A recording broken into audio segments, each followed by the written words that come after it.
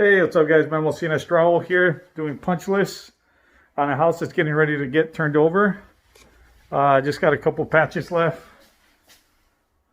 That bad boy there, I just finished it nice and wet.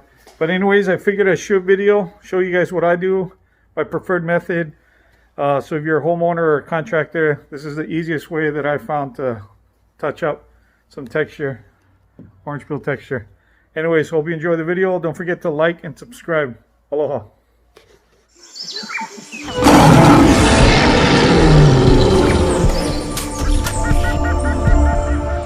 Alright, so let's do a quick walkthrough so you can see the house first and foremost. Did that. Yeah, so I want to say about 85% of the homes we do throughout the year are just like this one, in the sense that it's a package home, track home. Upstairs is 8 feet, downstairs is either 8 or 9 depending on the layout. But they all look pretty similar. They all get similar finishes. Really enjoy the color of the marble of the kitchen countertop here. But fairly simple layout. Not to say that it's not nice. This is a nice 3-bedroom. The rooms are on the smaller side, but still nice nonetheless. They have 2 bathrooms up here. They went with a nice Corian rock that's easier to clean, no grout lines, nice clean finish. This is the master. It has its own separate bath. But yeah, it's nice. So throughout the year, maybe 85% of the homes we do are similar to this. And then you get the nice, fun, big custom finishes. But let's get to it. Let me show you what we do for patches. I guess the electrician's messed up with some of the lighting. So 1, 2, 3, 4, 5, 6. Let me take off my shoes.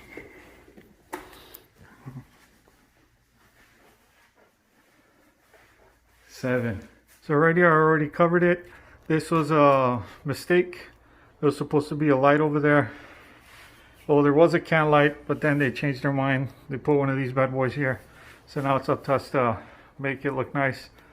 I already put 2 coats on it.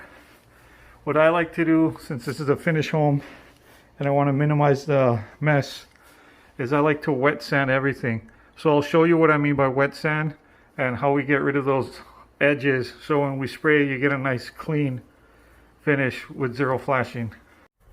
Alright, so here you can see the edging that happens, the chatter lines and whatnot. You're going to get a damp rag. I found this to be the most easiest and less messy way. And then you're just going to gently rub it. And you see the difference between what I rubbed, what I didn't. I'm getting rid of that hard line right there. So you're gonna just rub it. Try to get rid of those chatter lines. Blend it in as much as possible. So I just wet sanded all of it. Like I said, just nice and soft. Get rid of the lap marks, rub them out. You don't want to go too much, because then if you keep rubbing it, you're gonna make a defined line and it's gonna be a hump. So if you run your finger through it and it feels like a big hump, then you went too much.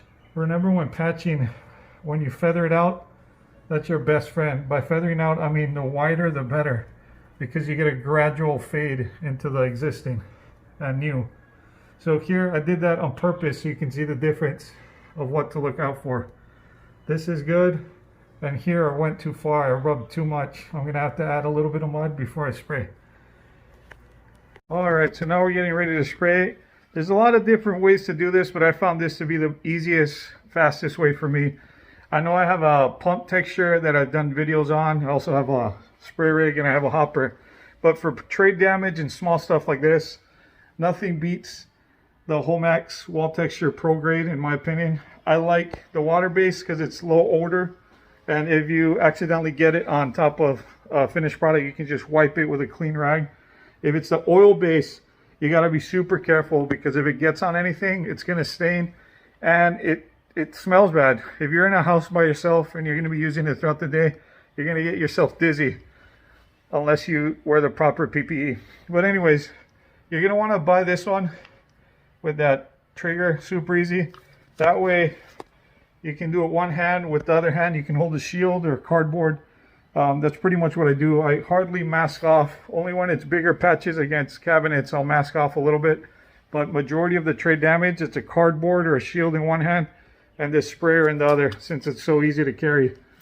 You're going to want to shake it well. Yeah, so you're really going to want to shake it for about a minute. Go to town on it. Make sure it's pressurized. If for some reason you get a dud, Home Depot will take it back, even if it's not pressurized or you've held it for a while. I buy cases, so I pretty much return a couple duds here and there. No problem. They give me store credit if I don't have the receipt. So this is the shield that I use for this house to catch all these little things, like this one that I did all throughout the house. These little areas, what I'll do is I'll hold the cardboard in place, and with my other hand I'll just spray, and nothing gets dirty, everything stays clean. But anyways, if you're new to spraying and you want to get dialed in, what I recommend is you put the cardboard or something similar next to the wall. Let me change hands here. There's a dial on top of this, if you can see. Oh, it's kind of hard to read, but anyways, it says fine, medium, heavy. You're going to want to play with it, this dial, according to the texture. I know that I sprayed a fine orange peel, so I'm going to stay there on fine. And I always keep the pressure high, because the honest truth, these things are not really pressurized, so you're going to keep it high, especially if it's orange peel. Unless you're going for like a super heavy, inconsistent texture, then you'd keep it on low and you'll just get blobs on the wall. But anyways, now that it's mixed, you're going to want to test spray. And if I was against the wall, I could look at the wall spray and then what I sprayed and see how good it matches, and then from there you're good to go. So now that we got it dialed in, everything's masked.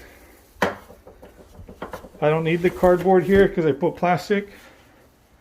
So you're going to want to spray. Let me get my finger out of there. Make sure you shoot away at first to you don't get any inconsistencies from the bottle. It's nice and shook already. You're going to want to spray in a small circular pattern.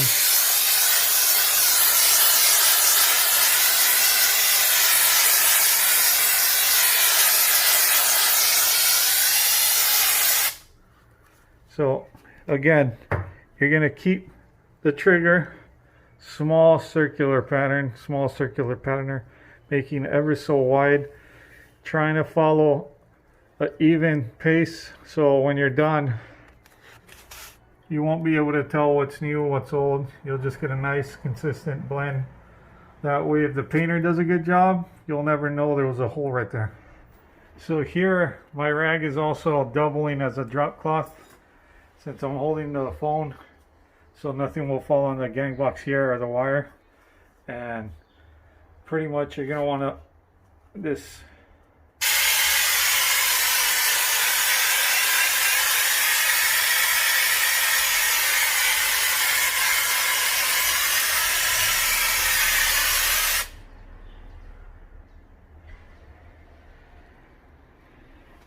so nothing got dirty. If I was using a hopper, I would have had to mask all of this. So that's why I like this so much. You can get up in there and... Alright guys, aloha. Just wrapped up for today. About to go to the post office, deliver all of this good stuff. Furthest place it's going to is Finland. See how long that takes. Everyone else should get theirs in about, I want to say maybe 3 or 4 days, hopefully. Thank you for being patient. I told you I procrastinate. No, not just that. I've been super busy, but thanks for all the support and love, and aloha. Hope this video helps. Remember, if you just started, don't worry about it. Practice makes perfect. The best thing you can do is just sample it, just try it out. You'll get better as you go. On Saturday, I'm going to be shooting a video on how to spray with a spray rig. So I'll go through that again, a little tutorial. If you're thinking about renovating your home or trying it out for the first time, if you're into trades, not a lot of us are able to get our hands on actually practicing how to spray or other aspects of the trade. So if there's anything else that you want me to go in depth of or about, just let me know in the comments below. But anyways, have a good one. Aloha.